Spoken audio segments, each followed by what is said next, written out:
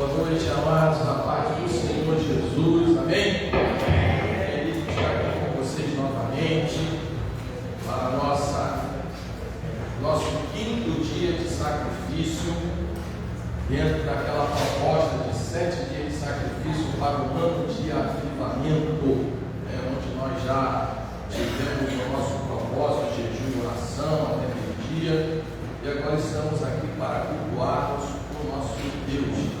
Mas antes de ministrar a palavra, eu queria pedir a igreja para ficar de pé, que nós vamos levantar o clamor agora, em favor da nossa irmã Sueli. A nossa irmã Sueli está internada no hospital, ela está fazendo um tratamento, para quem não sabe, ela sofre de uma doença degenerativa, e que ainda os médicos não conseguiram encontrar um tratamento que reverta o quadro dela. Então ela está internada no hospital, e vai passar por uma série de exames, de um tratamento também que eu não sei dizer como funciona, mas nós queremos colocar diante de Deus a vida dela, e nós estamos vivendo um ano de avivamento. Nós precisamos então crer, que o nosso Deus é o Deus de milagre.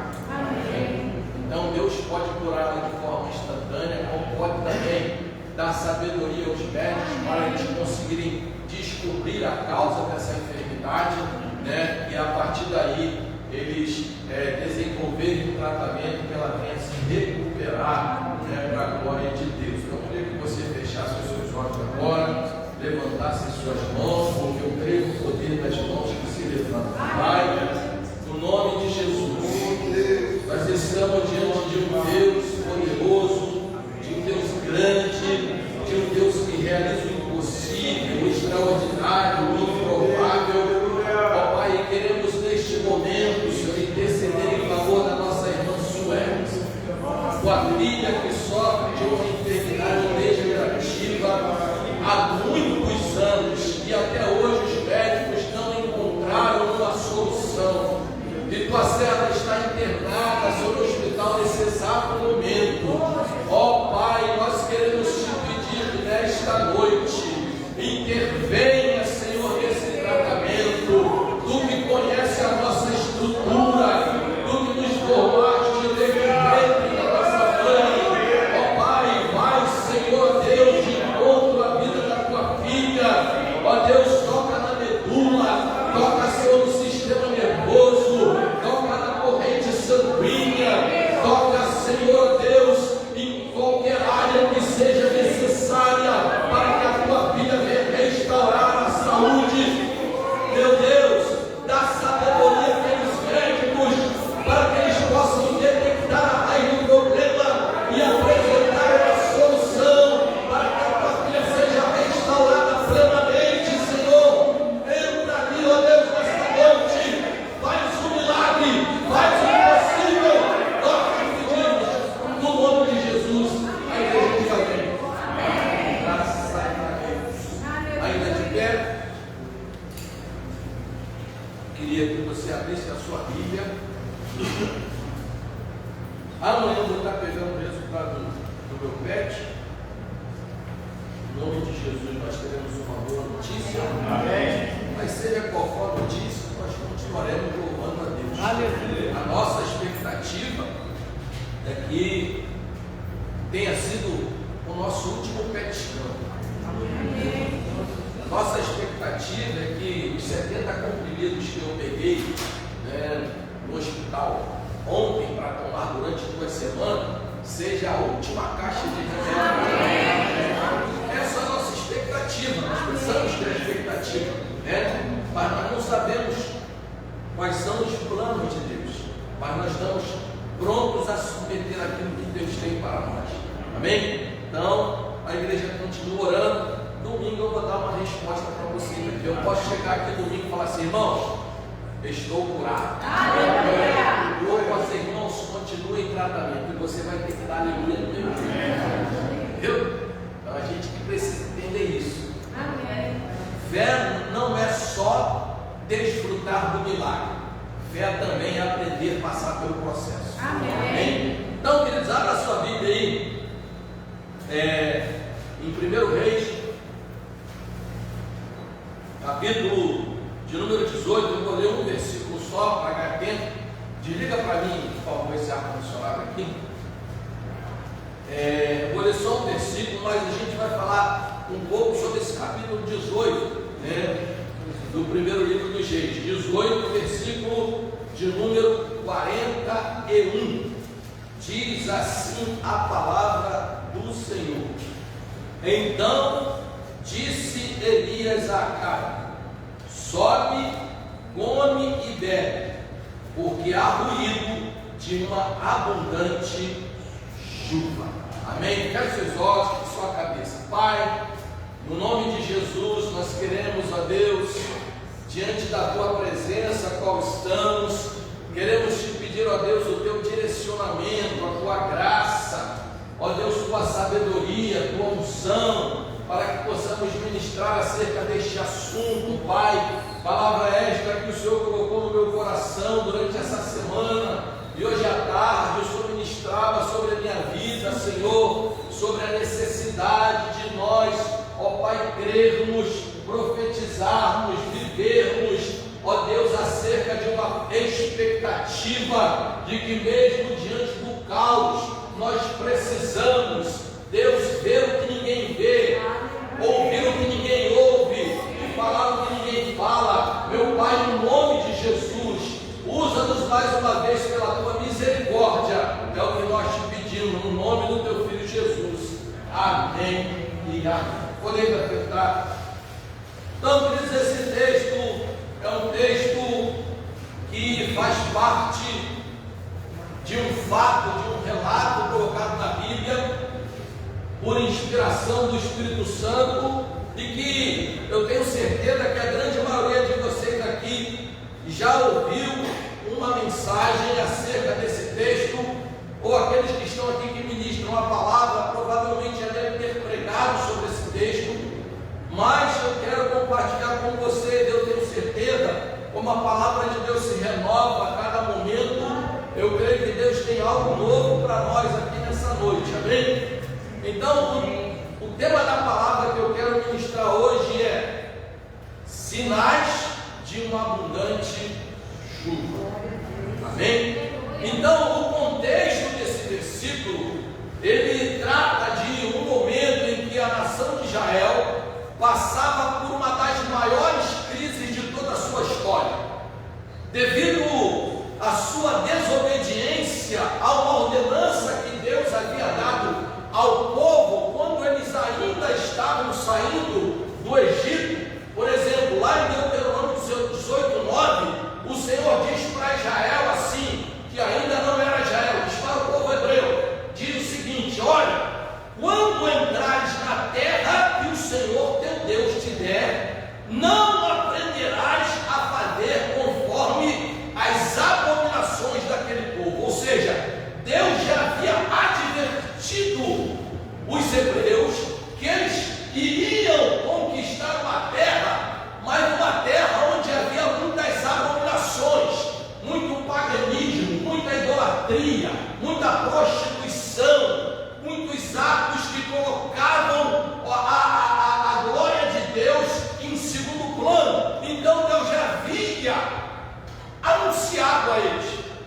E o que acontece quando Israel se dividiu em dois reinos, quando o reino de Israel, depois do reinado de Salomão, ele se dividiu o reino do sul, o reino do norte.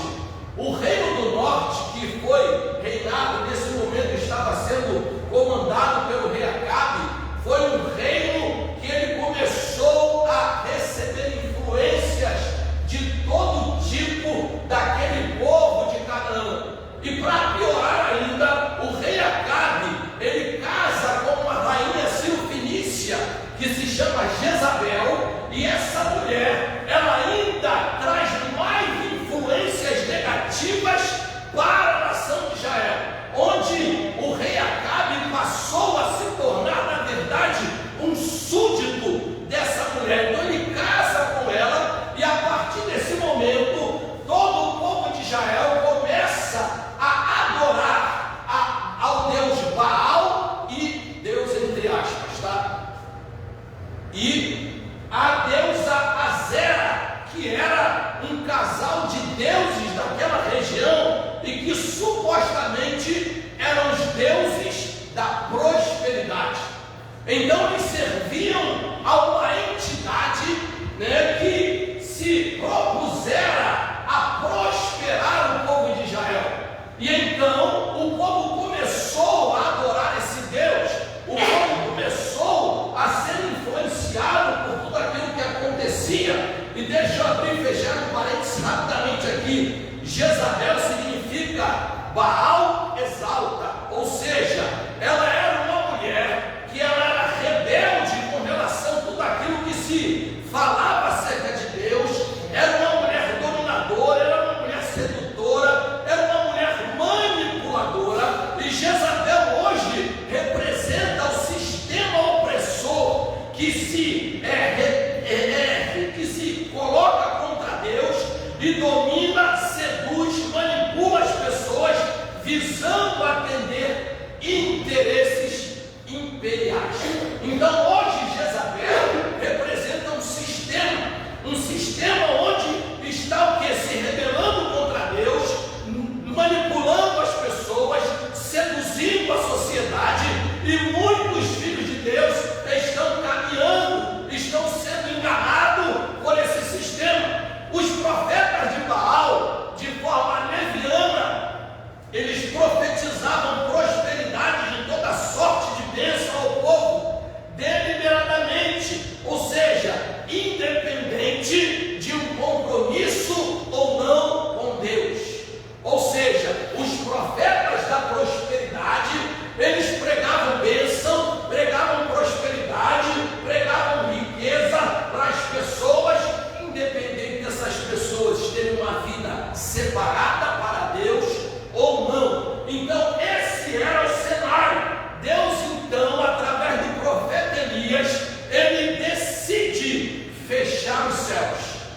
E o que? Impedir que durante 3 anos caia chuva sobre toda aquela região. O que aconteceu? A terra não deu seu fruto, o gado morreu, os rios secaram, o caos se instaurou em Israel. Mas por quê? Porque o povo de Israel não ouviu a voz de Deus para fazer aquilo que o Senhor havia orientado. Eu quero começar a dizer nessa noite para mim e para você: se nós queremos ver verdadeiramente um derramar do Espírito, uma chuva de bênção sobre nossa vida, nós precisamos estar atento àquilo que Deus tem estabelecido para nós. Bendito seja o nome do Senhor. Mas no final de 3 anos, Deus ordena a Elias apresentar-se a Acabe e anunciar que voltaria a chover. Diga para 2 ou 3 pessoas e fala: ainda que nós estejamos vivendo um caos, ela vai voltar a chover. Aleluia. Oh, bendito seja o nome de Jesus. Não obstante, não seria simples assim. Deus falou: olha, vai lá, se apresenta e diz que eu vou mandar chuva. Mas o negócio não é simples, né? Tudo que Deus fala que vai fazer em nossa vida, há uma condição. É isso que as pessoas não conseguem entender. Há uma condição. Então, antes de Deus mandar chuva, era necessário um conserto espiritual e um juízo sobre os profetas de Baal e de Azera, a fim de que o povo não fosse mais enganado. Deixa eu dizer uma coisa para vocês nessa noite. Olha, quando Deus derrama a chuva de avivamento, ela tem 2 efeitos. No povo de Deus, ela traz capacitação, ela traz direção, ela traz bênção, ela traz milagres, ela traz coisas extraordinárias. Mas no ímpio, quando Deus derrama o fogo do Espírito, há juízo. É isso que muitas pessoas não conseguem entender. Então, quando nós olhamos o contexto dessa história, naquela época, assim como nos dias atuais,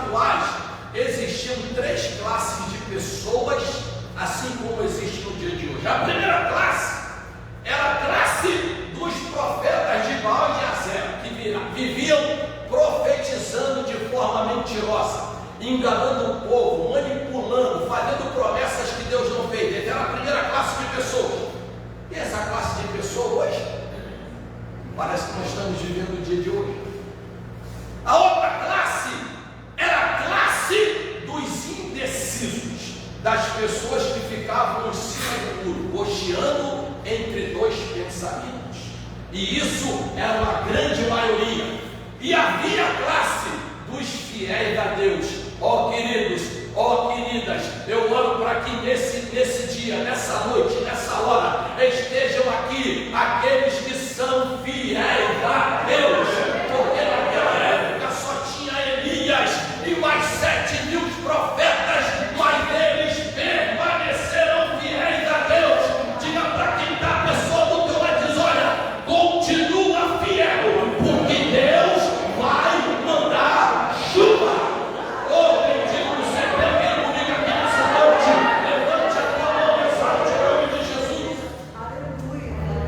Então, diante de toda aquela situação, Elias, no capítulo 18, no versículo de número 21, diz assim: então Elias chegou a todo o povo e disse: até quando cochearei dentre dois pensamentos? Se o Senhor é Deus, segue-o, e se Baal é Deus, segue-o. Sabe qual foi a resposta do povo? Porém, o povo nada lhe respondeu. Sabe por quê? Povo indeciso, povo que fica em cima do muro, povo inseguro, não tem o que responder à proposta de um desafio de Deus. Mas então Elias, ele continua dizendo, ele faz então uma outra proposta, ele faz um outro desafio. E aí eu aprendo aqui uma coisa: se nós queremos ver chuva sobre a nossa vida, aprenda a aceitar os desafios de Deus. Você pode colocar no ombro quem está perto, você fala: quer chuva? Fala: aprenda a aceitar os desafios de Deus. Não fuja dos desafios que Deus coloca na sua vida. Olha, diz o texto, então ele faz um desafio. Ele diz assim, no versículo de número 29, diz assim: dei-nos, pois, 2 bezerros, e escolham para ti um dos bezerros, e dividam em pedaços, e o ponham sobre a lenha. Porém, não lhe coloquem fogo, e eu prepararei o outro bezerro, e porei sobre a lenha, e não lhe colocarei fogo. Então invocai o nome do vosso Deus, e eu invocarei o nome do Senhor. E há de ser que o Deus que responder por meio de fogo, esse será Deus. Olha a resposta do povo agora. E todo o povo respondeu dizendo: é boa essa palavra. Porque aqui Elias, ele chega e faz um desafio, mas ele coloca ali uma condição para acontecer algo extraordinário, para acontecer algo impossível, para acontecer algo improvável. Ele coloca então esse desafio, irmãos. Quando aceitamos sermos desafiados por Deus, é um sinal de que estamos abertos para uma transformação de nossa vida. Porque o povo estava cocheando entre dois pensamentos. No primeiro momento, eles não aceitaram, porque falaram: olha, se o Senhor é Deus, eles nem mais acreditavam que o Senhor era Deus. Tem muitos crentes hoje que não acreditam mais que o Senhor é Deus, porque se acreditasse, não viveria cocheando entre dois pensamentos. Mas quando chega o momento que ele faz um desafio de algo sobrenatural, aí o povo aceita. Sabe por quê?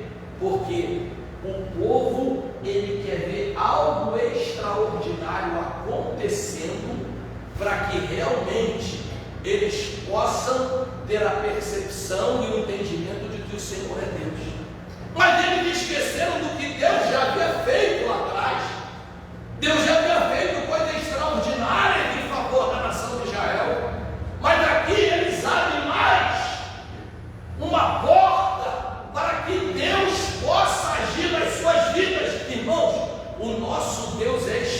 especialista em propor desafios ao seu povo.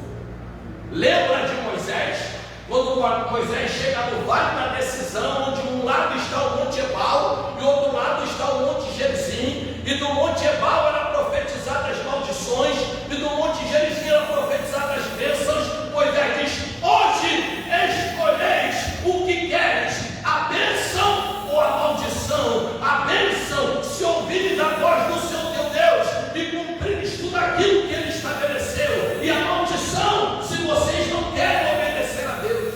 Um desafio. Josué fez um outro desafio, orientado por Deus, quando chegou para toda a nação de Jacó. As pessoas não querem ter compromisso com Deus, as pessoas não querem orar, as pessoas não querem estudar a Bíblia, as pessoas não querem renunciar ao pecado, as pessoas não querem perdoar o seu irmão, as pessoas não querem fazer aquilo que Deus estabelece e quer ver chuva. Eu lamento dizer a vocês, quem se comporta dessa maneira vai viver em tempo de seca. Mas em contrapartida, se nós fizermos aquilo que Deus estabelece, aleluia, se prepara, vem um temporal de bênção sobre a minha e sobre a tua vida. Tem alguém comigo aqui nessa noite? Levante a mão, em nome de Jesus. Deus está sempre nos desafiando. Em Isaías capítulo 6, versículo 8, ele diz a Isaías: a quem enviarei e quem há de ir por nós? Veja só que coisa interessante, ele diz por mim, ele diz por nós, pelo Pai, pelo Filho e pelo Espírito Santo. E quem há de ir por nós? Isaías podia simplesmente falar assim: eu estou fora. Mas Isaías aceitou o desafio de Deus. Ele disse: eis-me aqui, envia-me a mim. Aleluia. Olha, queridos, Deus também fez um desafio através de Jesus em Lucas 24, 49. Depois que ele foi ressuscitado, ele está com os discípulos na Galileia. Ele diz o seguinte para os discípulos: olha só que coisa linda. Eis que sobre vós envio a promessa do meu Pai. Fala para o teu irmão: tem uma promessa do Pai para mim e para você. Tem uma promessa, tem uma promessa, tem uma promessa. Ele diz: olha, eu tenho uma promessa do meu Pai. Aquele coração do desafio, qual desafio? Ficar em Jerusalém até que do alto sejais revestido de poder. Embora pareça algo simples, irmãos, ficar em Jerusalém naquele momento era correr o risco de morrer, de se perder a cabeça, de morrer à espada, de morrer crucificado, porque havia iniciado uma grande perseguição sobre os cristãos. E Jesus disse: olha, vai ter perseguição, mas fique em Jerusalém. Vai ter luta, mas fique em Jerusalém. Vai ter adversidade, mas fique em Jerusalém. Vai ter problema, mas fique em Jerusalém, aguardando a promessa, porque eu derramarei o meu Espírito sobre vós. Cutuca quem está do teu lado, falando: sai de Jerusalém. Aleluia. Oh, querido, Jerusalém é o lugar da comunhão, Jerusalém é o lugar de santificação, Jerusalém é o lugar da promessa. Oh, glória, aleluia. Oh, bendito seja o nome de Jesus. Primeira coisa, sinal da chuva de Deus: o povo aceita desafios. O primeiro sinal. O segundo sinal, vamos lá: busque unidade e restaure o altar quebrado.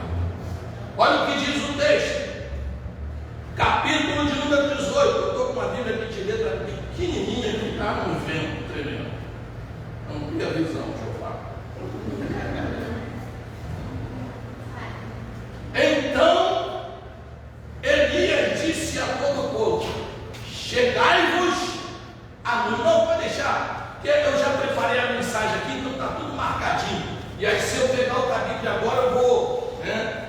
Então diz assim, ó: então Elias disse a todo o povo: chegai-vos a mim. E todo o povo se derramamento de chuva, não tem avivamento se não houver unidade de propósito. Sabe? Elias chamou o povo veio, porque o povo entendia que aquele homem era um homem de Deus. Sabe, aquele povo entendia que ele era alguém que Deus estabeleceu para aquele tempo. Então ele disse: olha, chegai-vos a mim. E olha só que coisa interessante. Todo o povo, todo, sabe, olha só que coisa linda isso. Todo o povo que estava indeciso, que aceitou o desafio, quando Elias chamou para o lado dele, o povo fechou com ele. Não é assim que o carioca diz? Fecha comigo que eu fecho contigo. O povo fechou com Elias, todo o povo. Não tem que negócio de falar: Elias, olha, esse negócio não vai dar certo não, Elias. Tu tem certeza, Elias, que é isso mesmo? Olha, Elias, cuidado, hein? Não, todo o povo, unidade de propósito, sabe? A Bíblia diz, em Salmo 133, versículo, o Salmo 133 inteiro, que aqui diz: ó, quão bom e consumável é que os irmãos andem em união. E diz: é como azeite precioso, que desce sobre a cabeça e a barba de Arão e vai até a orla dos seus vestidos. E diz que ali o Senhor ordena a paz. Diz que a unidade é como um azeite que é derramado, é como uma unção que é derramada, sabe? E essa unção passa o quê? Primeiro na cabeça, mudando a forma de pensar. Aleluia. Segundo, vem para a barba. Barba no Antigo Testamento significa maturidade, traz maturidade espiritual. E depois diz que passa pela orla. Passar pelas vestes fala de testemunho. Ou seja, vamos ter a mente de Cristo, a maturidade espiritual para dar testemunho da glória de Deus. Sabe? Então diz o texto: venha, chega a mim. E todos chegaram. E diz assim: e restaurou o altar do Senhor. Eu não sei como está o altar de cada um nessa noite. Eu não sei se está empoeirado. Eu não sei se está rachado. Eu não sei se está quebrado. Eu não sei se está cheio de teia de aranha. Mas eu sei de uma coisa: se hoje eu e você decidirmos restaurar o altar, o querido, te prepara. Vem coisas extraordinárias de Deus. Vem coisas maravilhosas de Deus. Vem coisas impossíveis para nós, mas que são possíveis para Deus. Deixa eu dizer uma coisa: altar é lugar de sacrifício, altar é lugar de morte, altar é lugar de queimar a carne.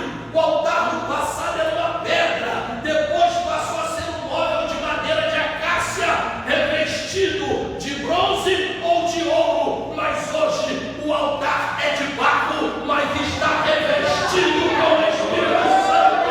Oh, querido, tenha um barro aqui nessa noite.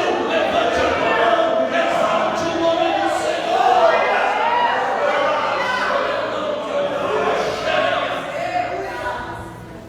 O altar se restaura quando há união, quando há submissão, quando há confissão, quando há arrependimento, quando há perdão.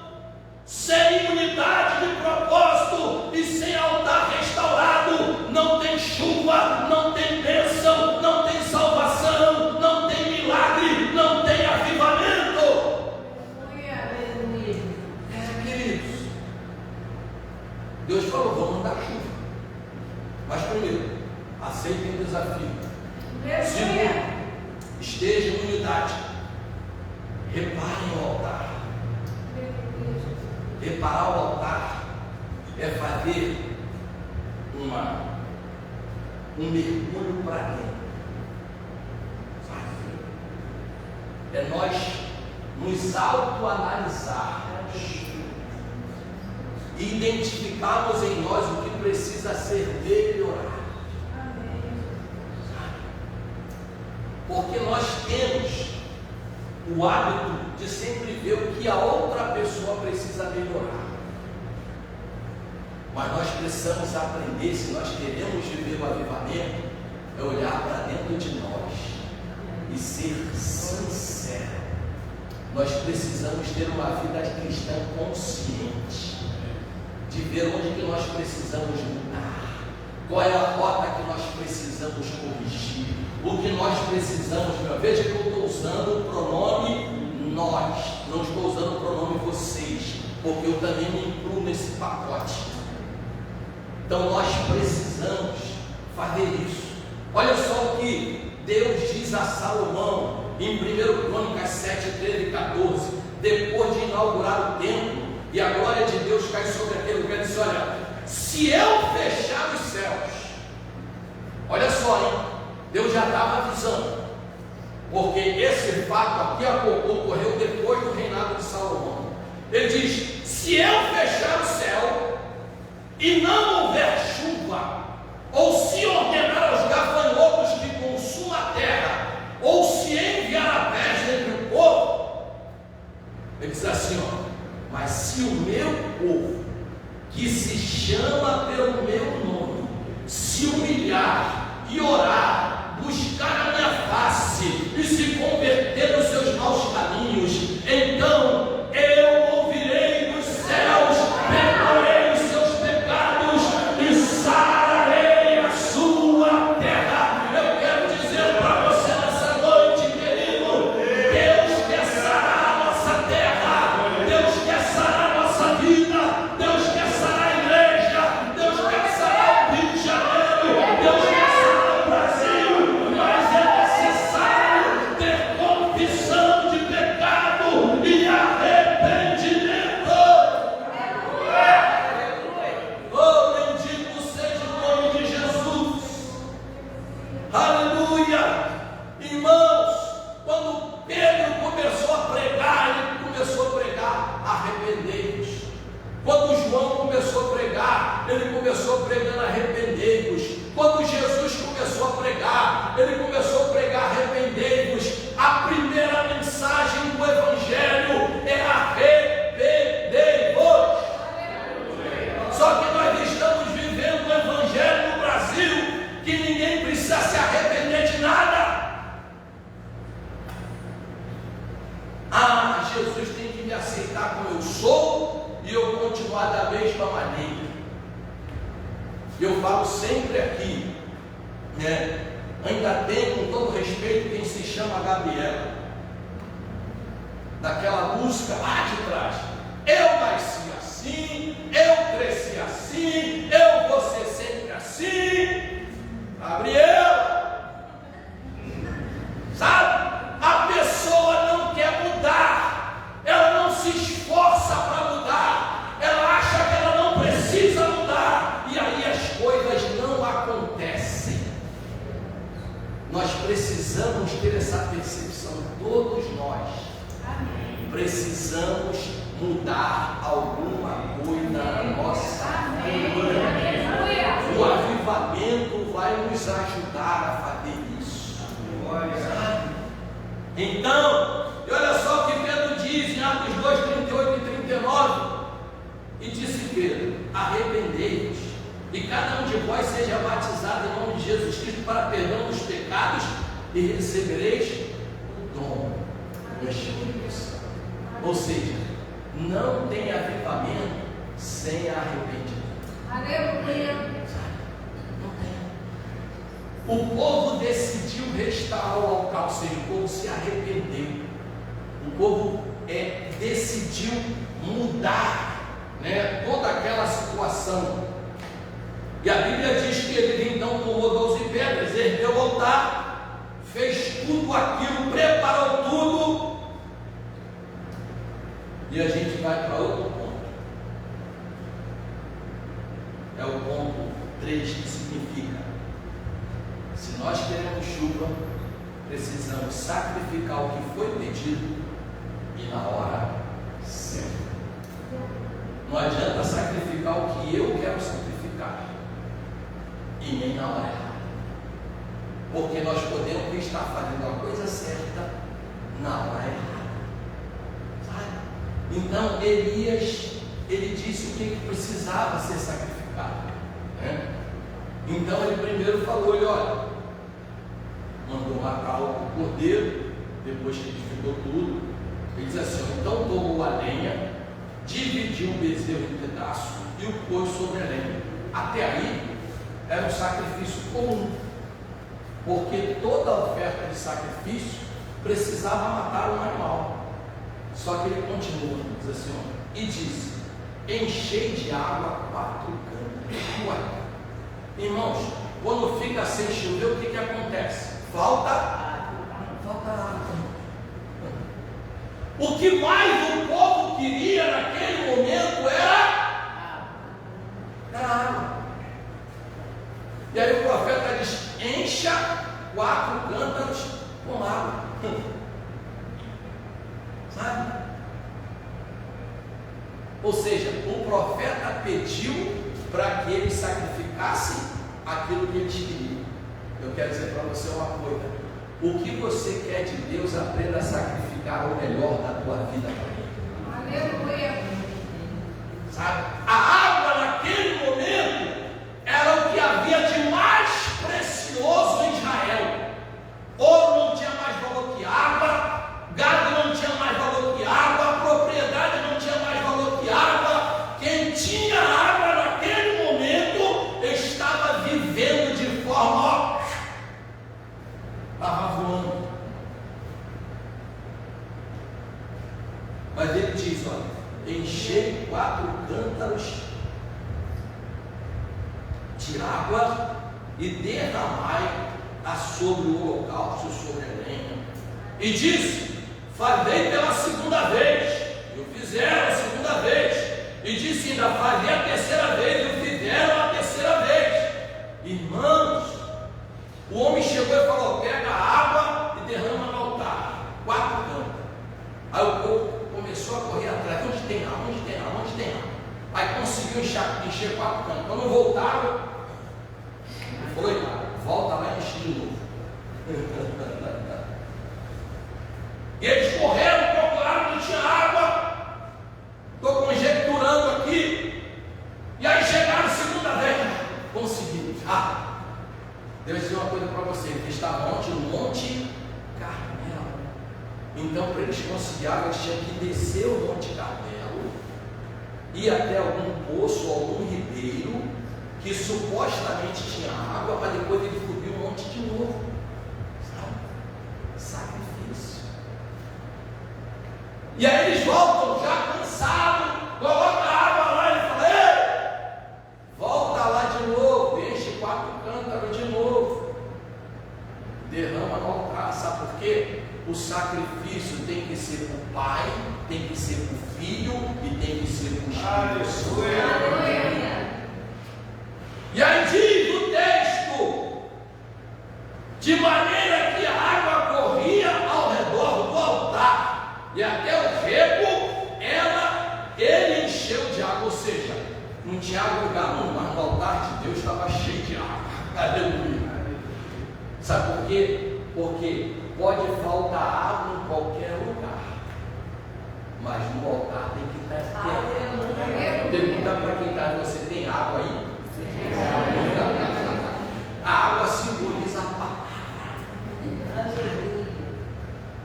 E Elias falou, o Deus que responder com fogo. Ele não falou primeiro Deus que vai responder com água. Porque antes de vir a água, vem fogo. Porque o fogo ele ilumina, o fogo aquece, o fogo queima e o fogo purifica. Sabe um erro que os pentecostais cometem muito? Quando falam, ele será batizado com o Espírito Santo e com fogo. Sabe o que significa ali o fogo? Significa o juízo de Deus. Enquanto o povo de Deus vai ter cheio do Espírito Santo, no derramar do Espírito, Os ímpios que não se arrependerem receberão o juízo de Deus.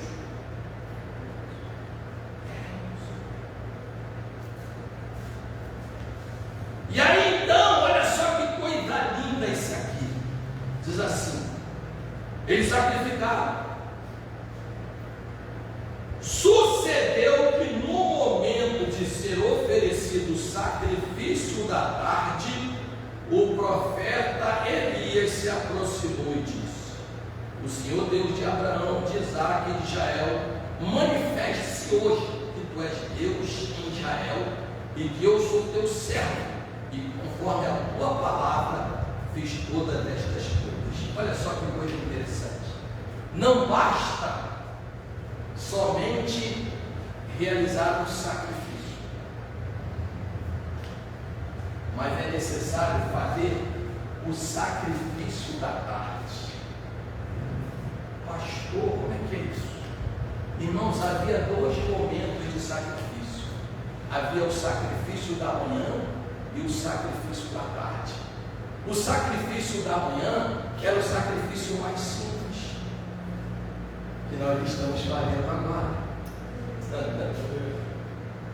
Porque você acorda, você se coloca diante de Deus e pede a bênção de Deus para o dia. Mas o sacrifício da tarde era um sacrifício mais difícil. Por quê? Porque no sacrifício da tarde as pessoas já tinham passado o dia inteiro. Diz o texto que eles começaram lá pela manhã. Ou seja, o primeiro sacrifício, eles estavam lá olhando, vendo o povo de Baal clamar a Baal, mas Baal não respondia. O povo de Deus ficou o dia inteiro ali naquele monte, né, com o sol em cima, e aí o Senhor fala: é o sacrifício da tarde.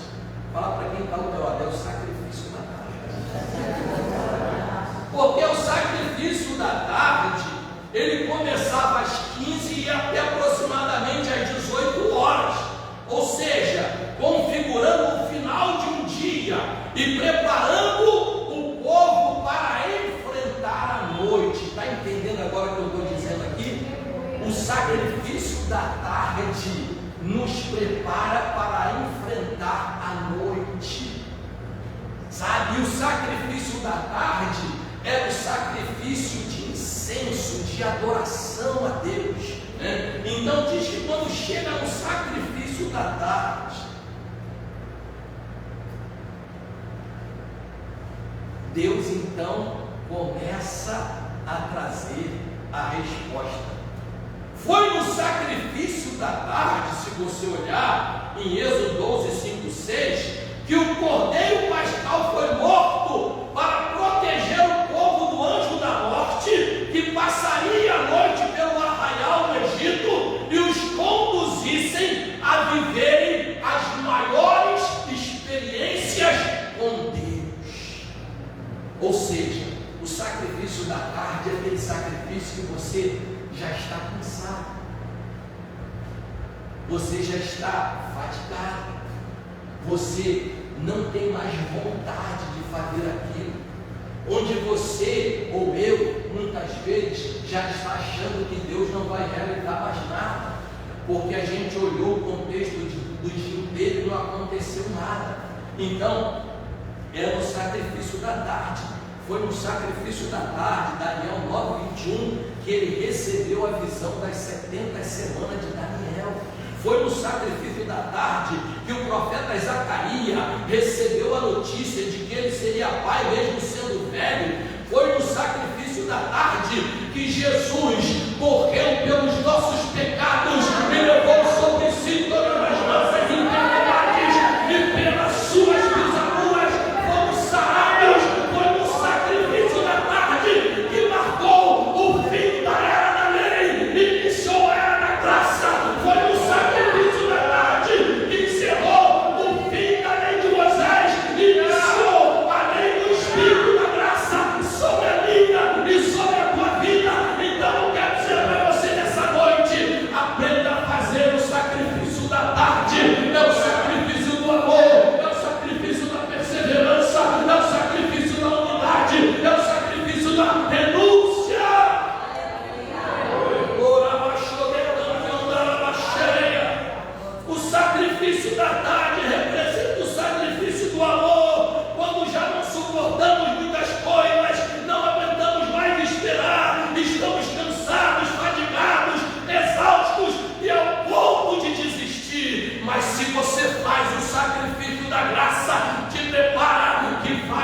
esperar a resposta de Deus, porque o texto diz aqui: então caiu o fogo do Senhor, consumindo o holocausto, e a lenha, e a pedra, e o pó, e ainda lambeu a água que estava no remo. Te prepara, vem fogo de Deus para a nossa vida, para queimar toda a impureza e nos levar ao lugar das respostas de Deus.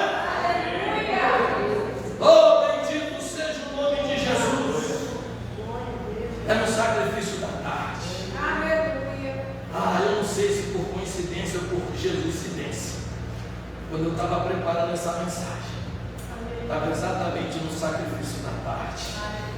Quando eu olhei isso aqui, eu olhei para o relógio, 3 horas da tarde, falei: meu Deus, como é lindo. Aleluia. É nesse momento que nós recebemos as respostas de Deus. É no sacrifício da tarde.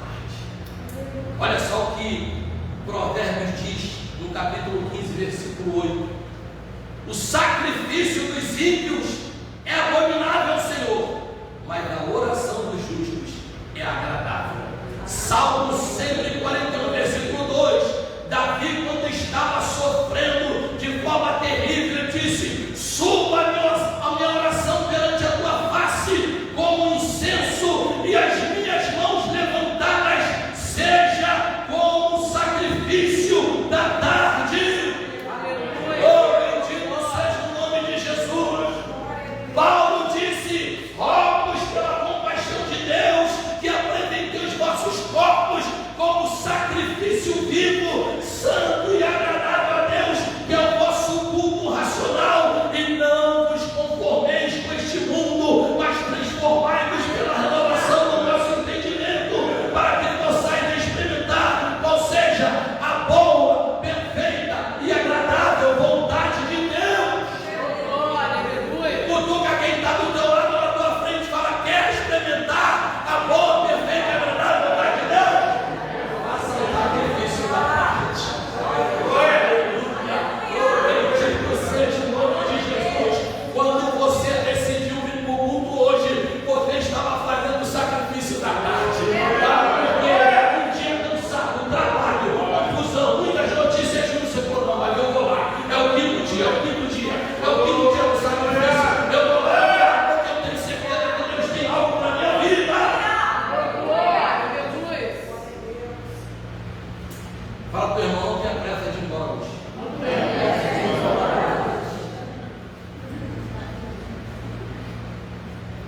Em quarto lugar, reconheça que Deus é o Senhor da sua vida. Se você quer desfrutar de coisa extraordinária da chuva de Deus sobre a sua vida, e eu também, precisamos reconhecer que Ele é o Senhor. Olha o que aconteceu. Diz assim: então caiu o fogo do céu, consumiu o holocausto, a lenha, as pedras, o pó, e ainda lambeu a água. O que vendo todo o povo, caíram sobre os seus rostos e disseram: só o Senhor é Deus. Só o Senhor é Deus. Só o Senhor é Deus. Só o Senhor é Deus. Sabe o que isso significa? Olha, não existe outro Deus além de ti. Nada vai tomar o teu lugar na minha vida. Eu não vou permitir que nada terreno roube o teu lugar na minha vida. Tem pessoas que acham que ídolos são somente aquelas imagens de madeira, de ferro, de barro ou de gesso. Não. Ídolo é tudo aquilo que tira a primazia de Deus da minha e na tua vida. Você pode transformar algo na tua vida em ídolo que vai tomar o lugar de Deus. Tem pessoas que o trabalho se torna um ídolo na vida dele. Tem pessoas que a preocupação excessiva com o seu físico se torna um ídolo na vida dele. Ele começa a adorar ele mesmo. Que pernas.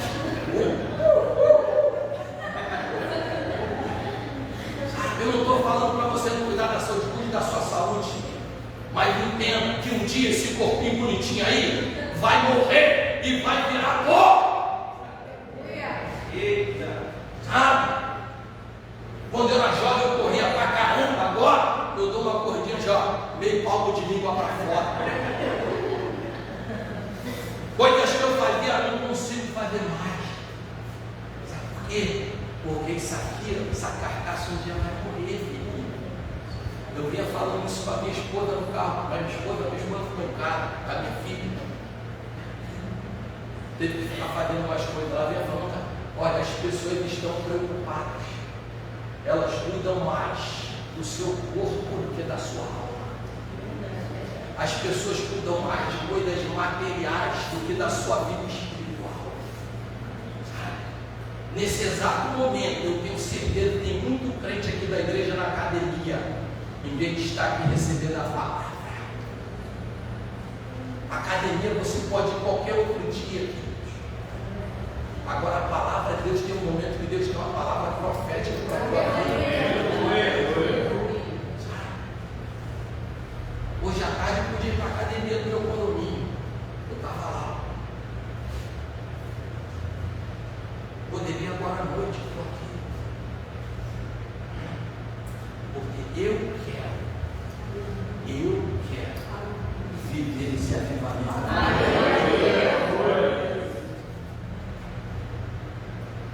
Reconheça que Deus é o Senhor, ou seja, só Ele pode responder nossas orações, só Ele realiza o extraordinário, o improvável e o impossível, só Ele salva, só Ele muda o cenário da nossa vida. Aleluia. Irmãos, tem coisas que não adianta, nós temos a mania e o falso hábito de achar que a gente vai controlar tudo. Diga para quem está ao teu lado, ei, você e eu não controlamos nada. Controlamos nada. Quem está no controle de todas as coisas é Deus. Sabe qual é a única vez que você está no controle? Quando você está na frente da televisão com o controle.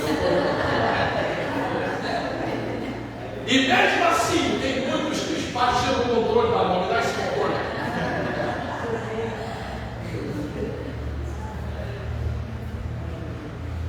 Por isso que a Bíblia diz em Mateus 6,33, mas buscar primeiramente. Veja só, irmãos, que coisa interessante. Deus não está falando, Jesus não está falando para você não buscar outras coisas. Buscai primeiramente o reino de Deus e a sua justiça, e todas as demais coisas vos serão acrescentadas. No dia que a igreja entender isso, Senhor, me ajuda a fazer a igreja entender isso, me ajuda esse irmão que está assistindo pelo Facebook entender isso, que no dia que nós decidirmos colocar o reino de Deus em primeiro lugar, aquilo vai ser chuva de bênção, vai ter coisa extraordinária sobre a nossa vida. Glória a Jesus. Terminando, falta só uns 10 pontos aqui.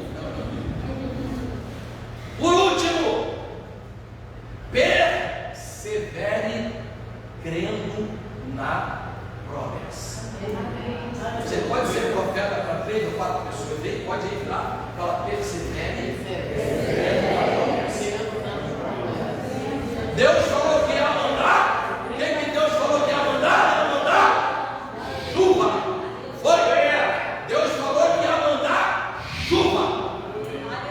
Então, quando Deus fala alguma coisa, Ele cumpre. Só que nós precisamos perseverar.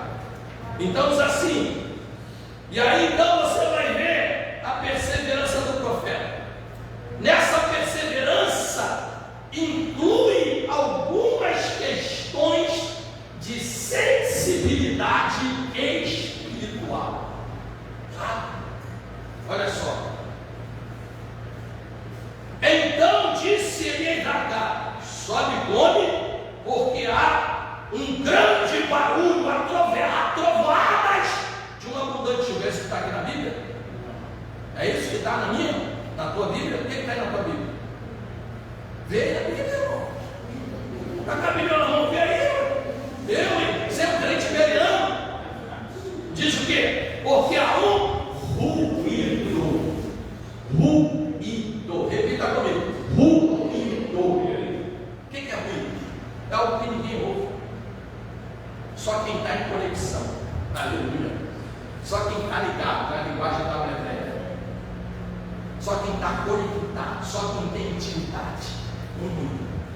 Você já viu o pessoal que mexe com som?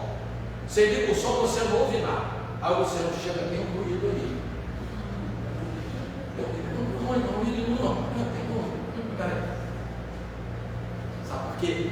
Quem tem intimidade com aquilo que ele faz, com aquilo que ele vive, ele consegue ouvir o que ninguém ouve. O profeta ouviu um ruído.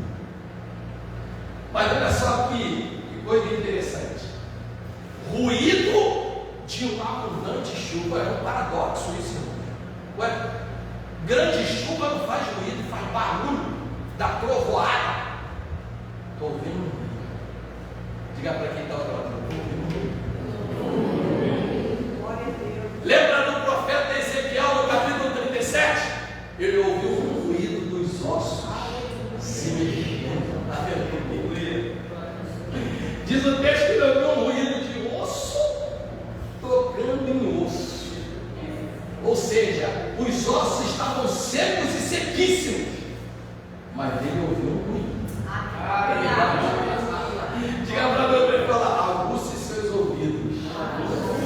Fala, tem um ruído aí. Tem um ruído. Tem um ruído. Nós precisamos ouvir o que ninguém ouve.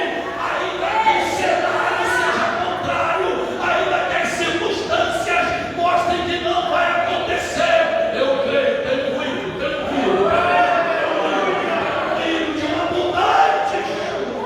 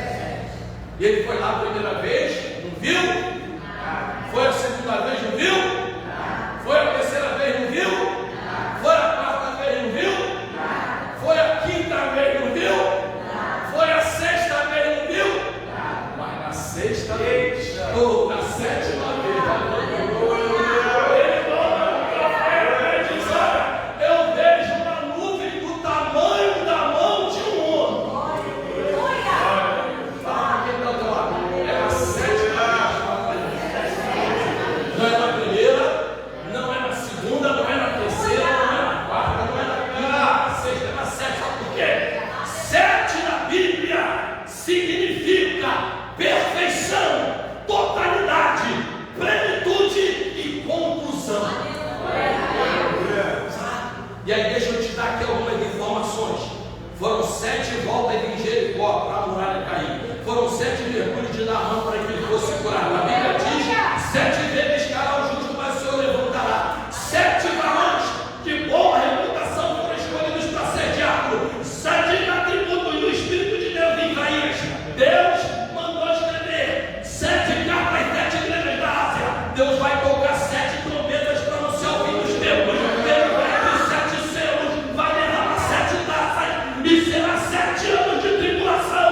Mas a igreja, ela está na plenitude do Espírito Santo, cuidando das bodas do Cordeiro. E aí então o menino volta 7 vezes e fala: eu vejo uma nuvem do tamanho da mão de um homem. Olha só, irmãos, o que é a visão de um crente avivado. Sabe? O crente não avivado, ele fala: eu fui lá, 6 vezes, na 7. Eu até fui lá uma nuvem, tá? Mas era do tamanho da mão de um homem. Ou seja, eu nunca vi chover com nuvem do tamanho da mão de um homem. Quando eu olho que vai chover, que o céu está todo negro, é relâmpago, é trovoada, é uma barulhada, o céu está com azul de brigadeiro. Cadê o pessoal da Europa? Está aí hoje, né? Azul de brigadeiro, só tem uma nuvenzinha. Aí olha a resposta de quem é avivado. Olha só o texto. E sucedeu que a 7ª vez, eis aqui uma pequena nuvem, como a mão de um homem, subindo do mar. Ou seja, não estava nem lá no alto do céu, estava subindo ainda. Então disse Elias: sobe, dize Acabe, aparelha o teu carro e desce, para que a chuva não te impeça. Ou seja, o garoto era uma nuvem que não fazia nada. O profeta era uma nuvem que ia gerar uma chuva, que para o povo de Deus seria a bênção, mas para os ímpios seria para o impedimento. Corre para que a chuva não te impeça. Aí diz o texto, continua: sucedeu que entretanto os céus se enegreceram. Ou seja, era uma nuvem antes, se enegreceram. O pessoal que dá notícia de meteorologia naquela época ficou envergonhado, porque falou assim: ó, atenção, previsão de chuva para hoje. Não tem chuva, somente tem uma nuvem do tamanho da mão de um homem. Eu posso imaginar o profeta entrando no cenário: ei, pode ter uma nuvem do tamanho da mão de um homem, mas meu Deus, ele disse que vai mandar chuva. E se ele disse que vai mandar chuva, vem chuva de Deus aí. E a Bíblia diz que Elias correu mais rápido que Acabe. Irmãos, olha só o que diz o texto, versículo 67, meu Deus. Eu acho que eu estou precisando trocar esse óculos já, hein? Estou precisando de uma visão. Sucedeu que, entretanto, os céus se enegreceram com nuvens e vento, e veio uma grande chuva. E Acabe subiu ao carro e foi para Jezreel. E a mão do Senhor estava sobre Elias, o qual cingiu os lombos e veio correndo perante Acabe até a entrada de Jezreel. Ou seja, Acabe foi de carruagem, Elias foi a pé. Passou a cara, sabe por quê? O crente avivado, ele corre na unção do Espírito Santo. Ele não corre de acordo com as suas possibilidades, ele corre e caminha na unção do Espírito Santo. Então eu quero dizer para você, entenda uma coisa: ainda que as circunstâncias mostrem o contrário, creia, vem chuva de Deus. Em nome de Jesus. Mas nunca se esqueça, vamos ficar em pé. A chuva vem, mas É necessário aceitar os desafios. É necessário a gente buscar e colocar o reino do Senhor sobre tudo. Amém. Nós buscarmos unidade, restaurarmos o altar e perseverarmos, crendo na promessa. Amém. Feche os olhos sobre sua cabeça. Oh, Senhor, em nome de Jesus. Ainda que nós não vejamos nada, ou até mesmo a nuvem do tamanho da mão de um homem, nós cremos. Nós cremos na tua promessa. Nós cremos, Senhor, que aquilo que o Senhor nos prometeu acontecerá. Há uma promessa do derramar do teu Espírito. Senhor, já tiveram vários ruídos. Houve ruídos, ó Pai, na Rua Azusa. Houve ruídos, ó Pai, na Inglaterra, no século XVIII. Houve um ruído recentemente numa universidade americana, mas ainda não é a chuva que o Senhor vai mandar. E nós estamos esperando essa chuva. Nós queremos essa chuva, nós queremos nos molhar com essa chuva.